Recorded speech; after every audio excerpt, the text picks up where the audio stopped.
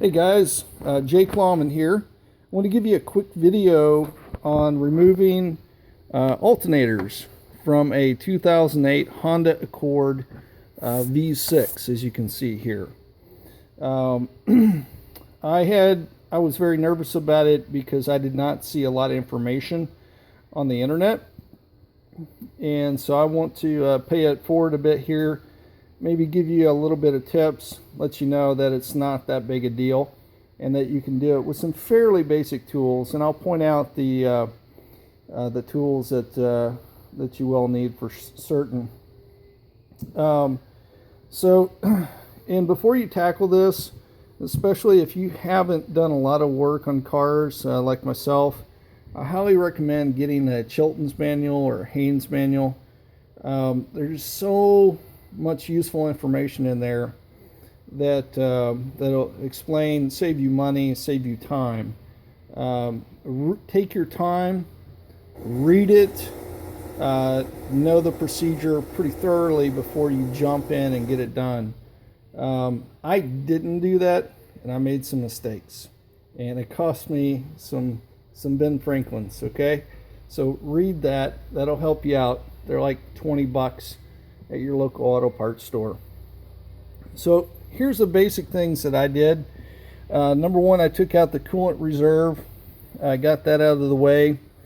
And then I went through, I took out this air scoop, and then I took out this rubber plastic cover rather, and it's just held in place by a number of these little push pins. You just need like a flathead screwdriver, and they're two-piece. You can see this one's kind of undone. You lift that top piece up, and then that relieves the bottom portion, and you can pull the whole pin up. And then get them all done, just lift that up. Once you get this up, it's going to expose two important brackets. So there's a bracket here. There's a mirrored version over on your driver's side. Okay, both of those brackets have two bolts underneath this trim piece that hold it in place. Okay, get those two bolts out of the way, and what that's going to do, that's going to allow you to move the whole radiator assembly back and forth just a little bit more than what it normally would. Okay, it makes it a little bit easier to work on. Next thing I did is I wanted to take out the fan motor assembly. Okay, you got 4 bolts holding it in place. You got 2 on top, 2 on the bottom, and you have 1 electrical connection. Before I show you that electrical connection, very important note: the 2 bolts on the bottom of this fan assembly, I recommend not taking them out all the way. Maybe take them out like 1/4 of an inch at most. Just enough to where you can get some up and down movement on the fan assembly. Reason being, the brackets that fit over that bolt in the bottom are forked, and they slide over that bolt. So you just need to loosen it up enough to where you can take this fan assembly and pull it up, and it'll come up real easy. That way, when you go to put it back in, you just slide it back down, tighten them up, and you're done. Now, that's the bolts. The electrical connection, you can see it right down there. Now it's a little bit frustrating. I highly recommend you get a very long pair of needle nose pliers. I'll show you what I used. It's an old pair I have, but you can pick these guys up at like Harbor Freight. Pick up a set of them for $10-15, no problem. And that allows you to get the things really easy and emulate the little pincher fingers. Okay, so once you get that done, now you can move on to the alternator. And by this time, you're going to have that fan assembly out of the way. This is not going to be there. So now you can tackle that alternator, and you're going to have lots amount of room to get that alternator out and then up. Okay, it'll make a big difference once this gets out of the way. It'll all seem a lot easier to you. So right before you start tackling the alternator, here's what I want you to do. I want you to loosen the tension on this belt. And it's very easy to loosen the tension on the belt. But you are going to need somewhat of a special tool for this guy. And for that, you're going to need a breaker bar. This is a 1/2 inch breaker bar, 1/2 inch socket, and it's pretty long. Okay, you need that because for the leverage to undo it. And the tensioner bolt, or the bolt for the tensioner mechanism, is this daddy right here. Okay, it's an odd looking bolt nut looking thing. And for those of you who know Hondas, know that that's not an original there. That's an aftermarket, because I broke mine. I did it the wrong way. Okay, now on a V6, very important, on a V6, when you take your breaker bar and you put it on there, you need to move your breaker bar counterclockwise. Okay, so towards the passenger compartment. On a 4-cylinder, it's clockwise. You move it away from your passenger compartment. I did it the wrong way for a V6. I moved it this away from the passenger compartment, and I snapped my whole assembly down there. I was in a pickle. Okay, so don't do that.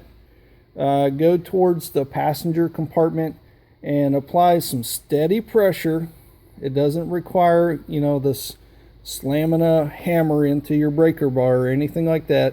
Just steady pressure, and you'll notice that belt will loosen up. And you might want to have somebody help you out with this. You can apply the pressure, they can slip the belt off. But it's real easy. Take your time, be patient. Don't do what I did and do it the wrong way. Okay, so you got that belt off. At that point, the rest is going to be easy. Okay, so back to the alternator. I just came in here. You got one bolt underneath this electrical connection. You just pull up this rubber boot. I think it's a 12 millimeter. Pop that off.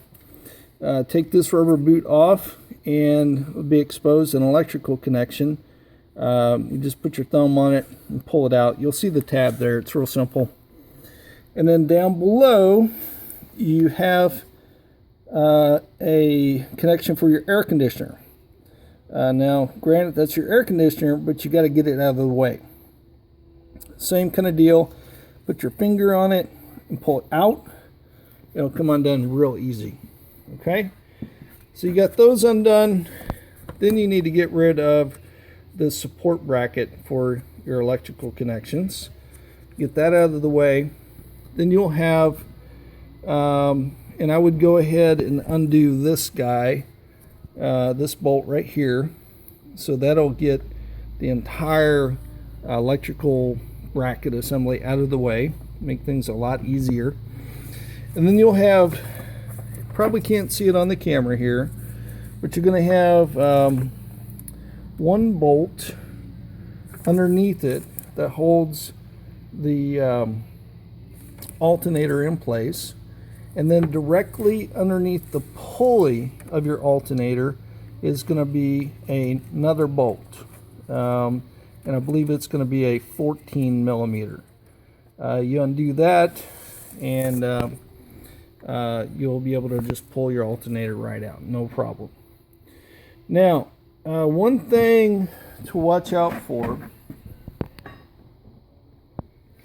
when you go to put in your new alternator, here's the old one. I'll use it as an example.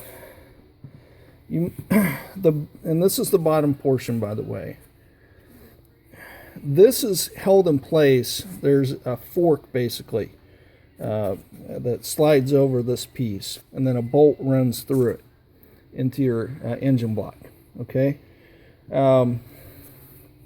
The gap here is around, I'm just going off of memory here. I apologize for not being accurate.